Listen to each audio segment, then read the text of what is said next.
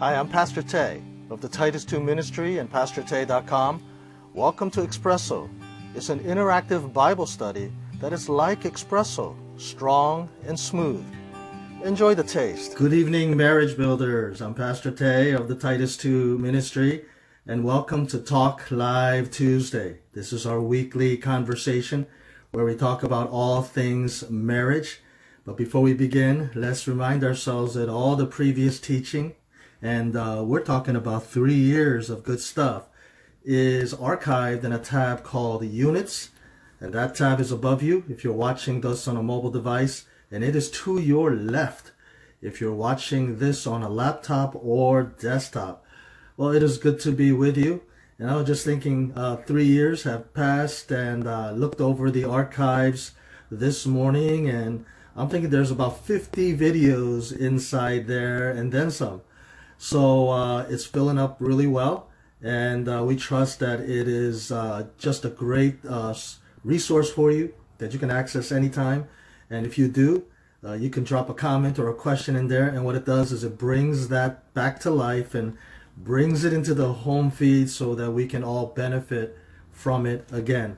You're going to go there and you're going to see a lot of other teachers as well, not just me. And so that's a really good thing. So anyway, we're going to keep on going, and let's remind ourselves before we begin that the archive is organized into the big four.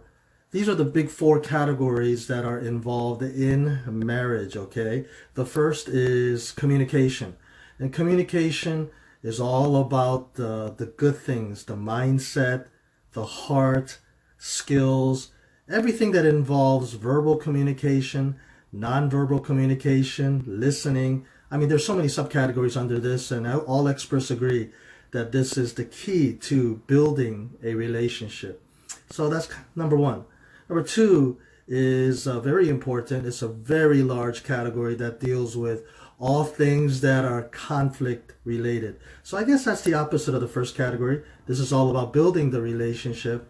This one is all about fixing the relationship. So sin and forgiveness and contrasting styles and the way we fight, and so many things are related to this second category that we call conflict resolution. And then the third category is a really hot one. Lots of drama there. It's in-laws. And so we're talking mother-in-law, father-in-law. Well, technically you're an in-law too, right? Son-in-law, daughter-in-law, brother-in-law, sister-in-law, so many in-laws and so much drama, right? And part of the foundation of this is that it is really a marriage issue. In-law issue, marriage issue is all kind of intertwined together. So that's the third category.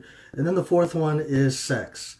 And boy, is that a really important one. And you're going to find a lot of good videos from me and others as well from this category. And all experts agree that the overall health of your sex life is a gauge or a measure to the overall health of your marriage, okay? So those are the four categories. What are they? Pop quiz, communication, conflict, in-laws, sex, okay? So those are the four categories, and what we do is we have a monthly rotation where we go through one per week, and once we're done, we go back to the beginning. And so if you go to the units category, you're going to see that each one of them is filling up in a very balanced way.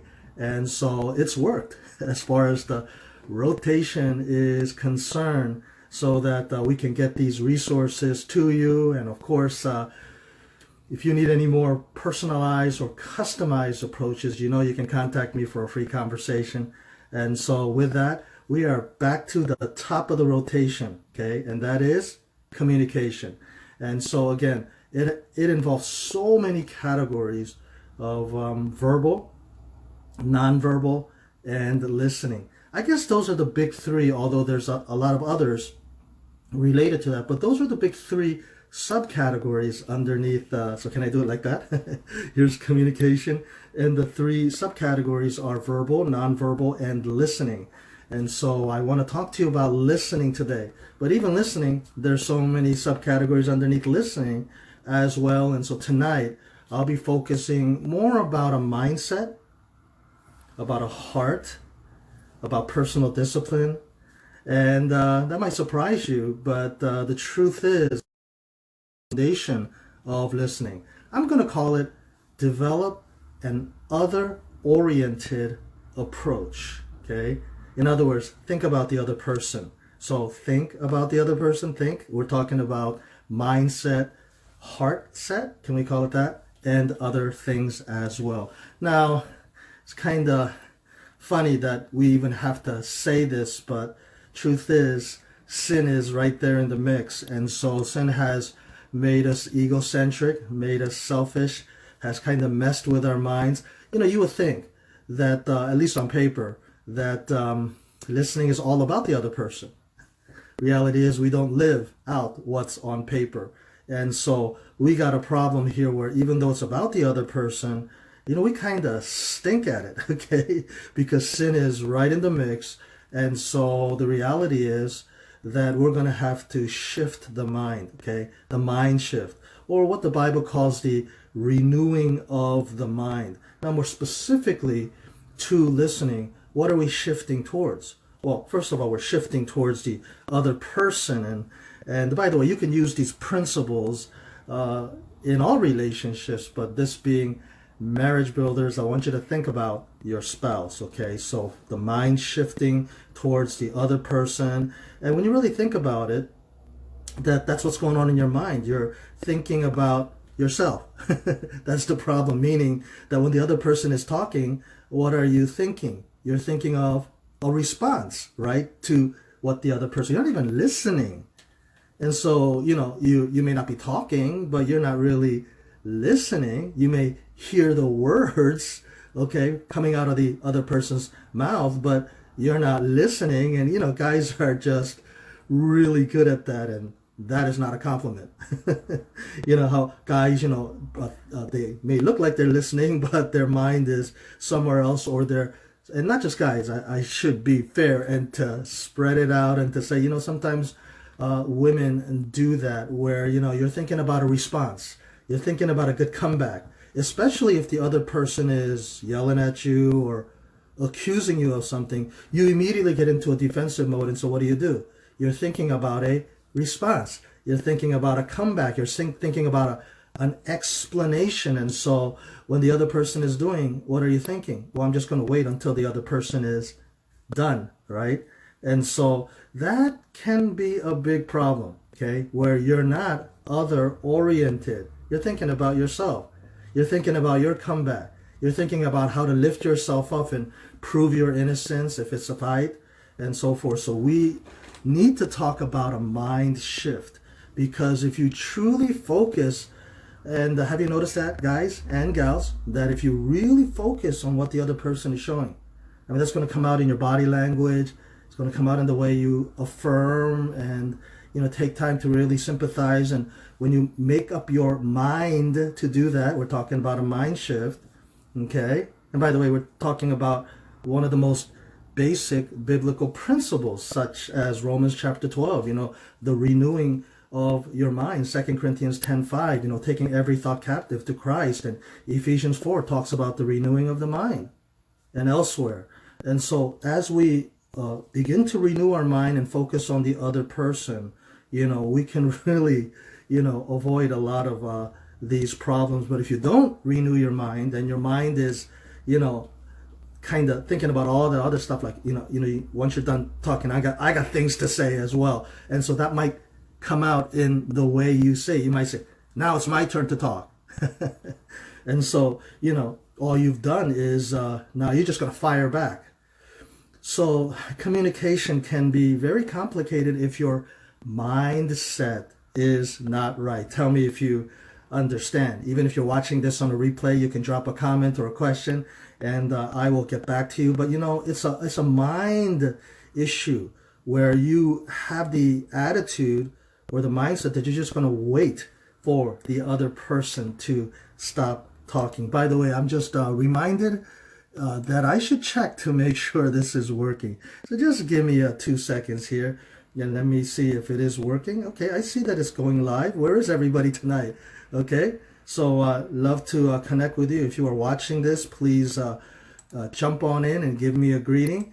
And if you can tonight, because everybody's stuck at home and things are a little crazy in the house, I hope you guys can catch it on the replay and continue to learn about a mindset, about a shifting of the mind, a mind shift, if you will, the renewing of your mind where you're focusing on the other person and not just focusing on, what you want to say when it's your turn to speak. Okay, so tonight I'm looking here at the clock too, because I've got another teaching session after this. But anyway, want to have about a 15-minute conversation, and so that the topic tonight is focused, and then it'll be easy for you to access it, retrieve it. I mean, retrieval is just so important. So it's about listening, but it's about developing a mindset of being other-oriented. Okay. And you know what? That's not automatic because we're selfish by nature. Sin and specifically selfishness is the number one problem. And so what comes with that, in order to battle that, is a definitive decision that you make. We can call it personal discipline, where you make a decision to step out of your selfishness, put the needs of the other person ahead of your own, and begin to pursue more of an other-oriented approach. Tell me if you understand. So if you're following the big picture, there is a structure here, okay? It's about your mindset. It's about the decisions you make. And these decisions are a reflection of your personal discipline, okay? Where you make the decision to actively listen. You're turning your mind towards it. And you know what? It's a decision. And I think that's what's behind the phrase, pay attention. Okay, it's a decision that you make. You got to pay attention. I guess you got to pay a price, or you got to put in the effort. Okay, we're talking about mindset, decision, personal discipline. Pay attention. There's a price to pay as you actively turn your mind and your heart towards listening to the other person. And really, don't you do that in certain situations where you realize, well, I got to really listen to this? Or you go to school and you're like, man, this lecture is important. I got to pay attention. Teacher might even remind you of that, saying, come on, you guys, pay attention. All right? You might say to your kids, pay attention. Well, tonight, you're going to have to say it to yourself. You got to pay attention or turn your attention towards it. That reminds me of Proverbs chapter 2, verse 2. Write that down, where it says, turning your ear to wisdom. Ear ain't gonna turn on its own, okay? There is no accidental turning, all right? We're talking about a deliberate decision to turn in the other direction. And so Proverbs chapter 2 says, turning your ear, okay? You have made that decision. That's a personal discipline issue, okay? Turn yourself to it. And then in the second part of the verse, it says, applying your heart to understanding. Now, you know that Proverbs is wisdom, and it's poetry. And so oftentimes, the poetry is two lines, okay? Well, let's call it line A and line B. And so line A, and there's many types of ways to describe the relationship between the two lines here. Sometimes the two lines are opposites of one another. Sometimes the two lines are similar to one another. They're parallel, but they have different relationships. So let me read that to you and tell me what the relationship is between line A and line B. So Proverbs chapter 2, verse 2, let me read it again. Turning your ear to wisdom, applying your heart to understanding. So line A, wisdom, and line B, understanding. What's the relationship between wisdom and understanding? Well, they're synonyms, right? They're kind of, saying the same thing, but just slightly different to amplify, right? So wisdom, understanding, pretty much the same thing. And then turning your ear and applying your heart. Now it's saying that when you make that decision in your mind, and then it's kind of like applying your heart as well. So the relationship between these two lines, it's we can call them like synonyms. They're kind of saying the same thing. Okay, they're parallel saying the same thing. Tell me if you understand that. So the first line is an active decision to turn the ear. That's a mind shift when you decide to do that. And then the second line involves the heart, saying, applying the heart. Same thing, but now saying it slightly differently. And so now you see the mind and the heart being connected together as you focus on the other person, other-oriented approach. That's the topic that is on the table. Tell me if you understand, and we're going to, you know what? I think we're gonna finish up in a few minutes here, because I don't want to open up another category. The next time we're around, I'm just going to give you a heads up. I'm going to dig more into the heart, okay? And then I guess once you talk about the heart, you're talking about character building and all of that. And that's a big category, and I'm going to save that for next time, especially since you guys didn't join me live tonight, okay? So if you did, I would have stopped and answered all your questions, taken your comments in real time, and I would have stretched this out. But looks like you're going to have to pick it up on the replay and benefit from there. So I don't want to make this too long. Keep it real tight as we talked about what? Shifting of the mind, a personal decision, okay? And then the application into the heart. The second line of Proverbs 2:2, applying the heart to it. That's going to set us up real nicely for the next major section, which will have to be the next conversation in the rotation. When we get back to the top of the rotation to talk about listening, I want to say that again, we're talking about an active decision that you make to pay attention, okay? So we're talking about, again, if you're following, mind shift, decision, discipline. It's an active decision to turn your ear towards wisdom. And you think about this, all right? If you've been married 5, 10, 20 years, who knows you better than your spouse, okay? I'm not talking necessarily about the heat of the argument or anything where a lot of unnecessary things are said. I mean, truth is that a lot of good things can come out of a calm conversation where you're sharing insights about each other. I mean, your spouse really knows you. And some of that stuff is good wisdom. You know, you might be able to put up a front or, you know, be very selective in the way that you present yourself to other people, right? But when you sit down at a private breakfast with your spouse and you have a pretty deep conversation about a lot of things, and your spouse offers you wisdom, there's probably some good stuff in there. Why? Because your spouse knows you, okay? And when your spouse knows you, my point is, make a decision to listen. Make those antennas go up and pick up the signals on what they're saying. And when you make that decision, that is a personal discipline issue. You are choosing to listen. Now, next time we talk about it, I'm going to say that if you choose to ignore it and just only because you're mad or you're just tired of all the, you know, what, nagging or whatever, you know, that's a very bad decision. Because if you choose, conversely, to listen and to pay attention, okay, that's the right move. When you choose to apply your heart to understanding. So I guess here are the words that are coming out. But listening is the process of application.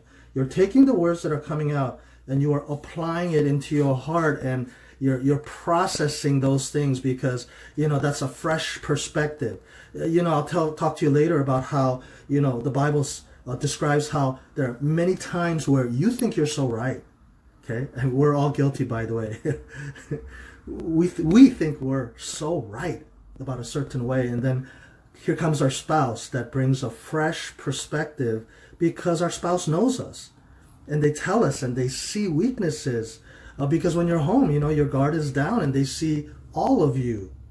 And so you should be wise enough on your part to take those words and apply them in a way where it now comes out in your life. And by the way, if that whole process completes itself from what she says or he says to in your heart to application in the life, wow. That's a beautiful thing, because that's the whole process of words of counsel, becoming application, becoming real life living. And that, you know, just blesses the relationship. Then your spouse will want to talk to you more. I mean, that's the synergy, okay, there. Your spouse will want to talk to you more. You will want to listen more. And so that's the success that you need to have. And by the way, this is being totally spontaneous. I've got my laptop in front of me. I'm going to look up Hebrews chapter 2, because this whole conversation, and I didn't plan on sharing this verse, but I was just reminded of this whole concept of paying attention. And Hebrews chapter 2, verse 1 says, we must pay the most careful attention, therefore, to what we have heard, so that we do not drift away. Okay? We must pay careful attention. I'm reading again, Hebrews chapter 2, verse 1. Therefore, to what we have heard, so that we do not drift away. I think that's a very relevant verse. Now, the context is about the teaching of the word in a public context, but I think it's very relevant because it makes a distinction, and I'm talking to you and writing this down as well, that there's a distinction in this verse. Let me read it to you again, the first part. We must pay attention to, pay most careful attention to what we have heard. So it makes a distinction between what we have heard, but it's possible that what we have heard, we're not paying attention to it, right? And so how many times does that happen in church? Preacher is talking, teacher is talking, your counselor is talking to you, your mentor, your big brother, big sister is talking to you, and you're hearing the words, but you're not carefully paying attention and processing it. Okay? So a very powerful verse here, Hebrews chapter 2, verse 1. I just put it there in my notes. Wasn't planning, but it just came to me, and I want to share that with you. And it says in the second half of that verse, so that you do not drift away. And the analogy there is of a boat that doesn't have a sail and is just drifting aimlessly, just going wherever, no purpose, no direction. And that can happen if you don't pay attention to the teacher. Okay, that was the original context in Hebrews chapter 2. Mentors, people who are telling you what to do, you're not paying attention, they're talking, but it's just going in. By the way, we have an expression, right? Go in one ear, so I guess it's going in and going out the other, meaning, it has no value. It's not sticking. You're not paying attention. Well, what will that require of you? That will require a personal decision to pay attention. It's a personal discipline issue to pay attention. And so that's it for tonight. I'm looking at the clock and we've made good time. About 20 minutes is what I wanted to do with you, staying focused. And so tonight we talked about the mind, shifting that is, towards an other-oriented approach. We talked about an active decision of turning the ear, okay, which is a personal discipline issue. And then we saw in Proverbs chapter 2 how that's connected to the heart that is now applying it into everyday life. And so this is about, I guess, the broader topic of being other-oriented. Listen to the other person, and then that requires you to make a shift in your mind, shift in your discipline, shift in your heart. And when we come back to it, we will be ready for another subsection on how, when you do that, it really is about your character and all the stuff that is going on inside your heart. So I know this will be of benefit to you if you listen and pay attention and apply it into your life. All right, guys, blessings to you. Have a great night. I hope you access it on the replay. Drop a comment, drop even a greeting. Okay? And I'm just very happy that even this can be another installment in the unit category, communication. Take care. Thanks for joining us for a devotional drink today. If you love Espresso, click here to subscribe so you know when the next one is ready to enjoy. Visit our website for resources for every chapter of your life. And if you're thirsty for more, click here. See you next time. May God bless your day.